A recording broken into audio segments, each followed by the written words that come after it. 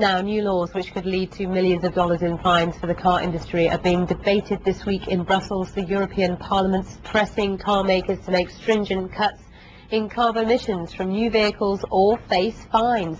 But the industry says it doesn't need targets, and the proposed laws would threaten its future. Here's our Europe Business reporter Duncan Bartlett. Vehicles don't come much more eco-friendly than this. The caveman's car trundled through Brussels with a point to make. The Greenpeace protesters inside claim that the automotive industry is taking a Stone Age attitude to climate change and needs to modernise its thinking. They had hoped to drive the car to the European Parliament, but were arrested before they could get there.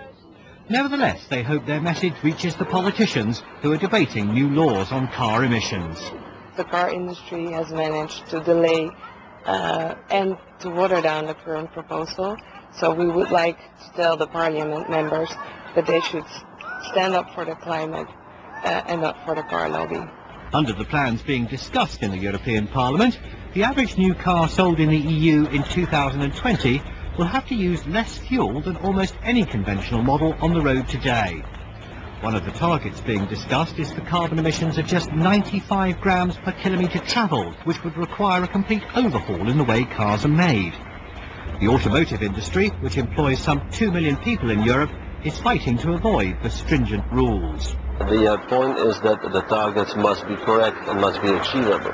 So no problem with regulation, but we need achievable targets, we need proper transition period, recognition that this industry has 7 to 10 years transition period cycles, and that we need investment in new eco-innovative technologies. Big European car makers accept that they have a role to play in reducing pollution, but they say they don't need politicians to decide how they should do it. It will also be difficult for the politicians themselves to reach a consensus on how the rules should work. While some are in favour of a system of targets and fines, others think it's a waste of time. Most MEPs are responding to what they perceive to be voter concerns about CO2 emissions, and they will therefore put draconian cuts in CO2 emissions ahead of the economic consequences. Voters may well take a different view when they see how expensive these changes turn out to be. The automotive industry is paying close attention to what the European MPs are debating in the building behind me this week. But what will have far more impact than the politicians' decision will be the rising price of oil.